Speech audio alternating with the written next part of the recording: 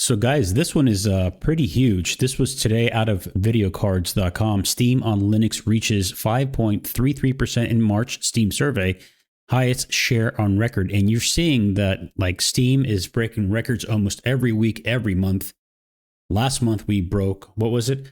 42 point something. I think it was like 42.3 concurrent million global users online at the same time. Those are insane numbers. As you know, the CEO of Capcom has recently said that they see in their future, in Capcom's future, and in the foreseeable future for overall gaming, that PC platform is the future. And, now we have $900 pieces of outdated 6-year-old plastic, right? But that's besides the point. Let's focus on this. Valve's March 2026 Steam hardware and software survey puts Linux at 5.33% of surveyed users, up 3.10 percentage points over month. That is the first time Linux has moved above the 5% mark in Valve's published service data. And we have to understand that Valve is the only one that's doing this, guys.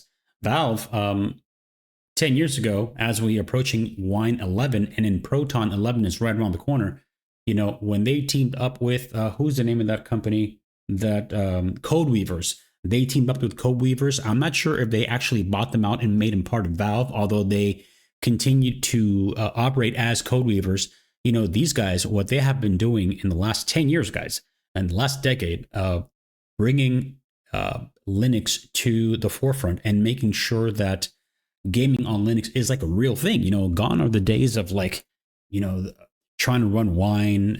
Wine is not an emulator. Trying to run Wine and trying to do all these hocus pocus on your computer. Bro, those days are over. And I left Windows over 10 years ago. And these were like the days of like early Proton. I'm talking about like beta Proton, bro.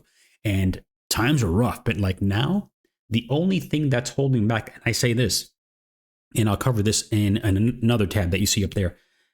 The only thing that's holding back, actually two things, twofold, and I have a lot of experience in it, is number one, multiplayer. You're not going to convince a hardcore League of Legends a player and content creator, a hardcore Battlefield and or Call of Duty and Apex Legends, and all these titles that do require kernel level anti-cheat, and kernel level does not work, and it's not going to jive with Linux. So the reason why I talk about that is the last hurdle that's really keeping Linux from becoming a force to be reckoned with. Because look, we just now passed 5.33%, right? And that is a month over month growth of what? What was it? That's right. That is a 3% month over month growth.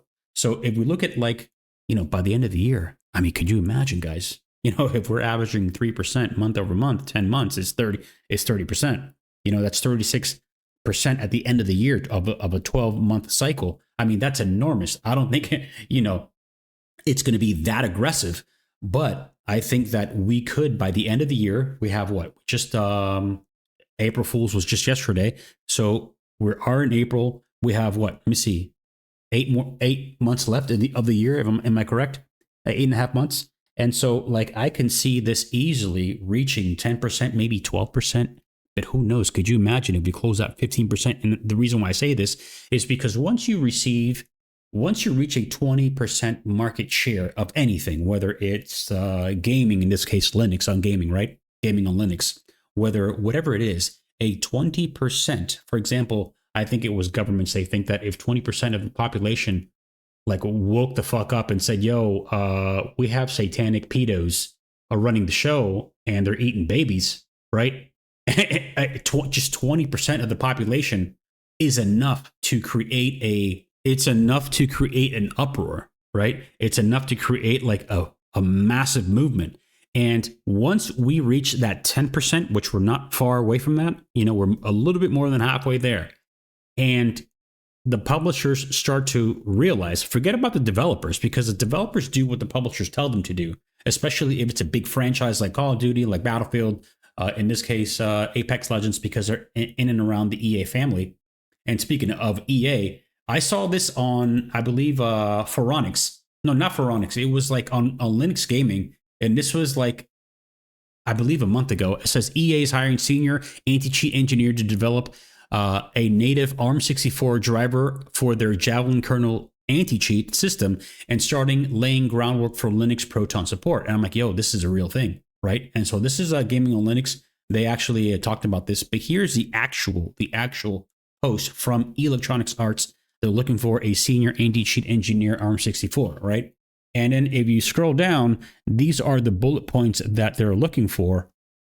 This is what they will be doing, and then you have 6+ years of experience with C++, so on and so forth. But if you look at like bonus skills, experience developing or reverse obfuscation or encryption technologies, experience developing anti-tamper, antivirus, or anti-malware technologies.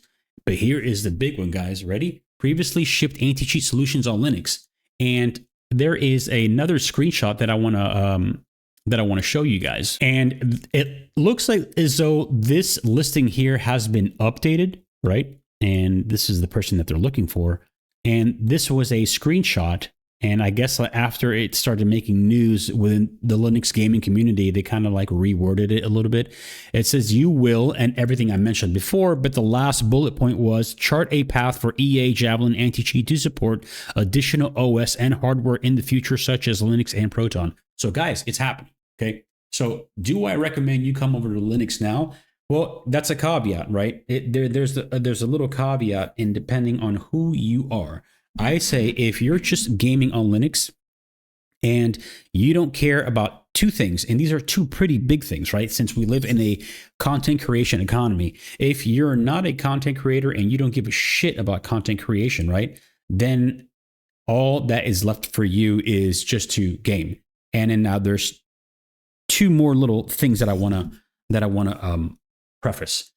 If number one, you're not a content creator, and number two, you are not a multiplayer enjoyer. You're not a multiplayer gamer. Okay, you don't give a shit about online, about Battlefield, about Call of Duty, about Fortnite, and about Valorant, about League of Legends. These are big games, and it's preventing a lot of people from coming over. But let's just say you're mostly a single player dude. You work 9 to 5, you come home, you just want to, you don't want to deal with online crap, and you just seriously have a healthy library on Steam. There is nothing stopping you from coming over to Linux. And there are so many now distros that are like easy peasy point and click. Bob's your uncle, and like you're off to the races. And it's really, really good, man. It's like now NVIDIA versus AMD. That's another story for another video that I will make, because I just have a lot of experience in that. I just actually, well, I'm not going to say it now, but I'm back on AMD again, right? But guys, we're making huge strides in gaming on Linux, and this is a real thing. You guys can actually look at your own data when you go to the Steam survey data published right on inside your app, inside your Steam app. So guys, this is good news, man.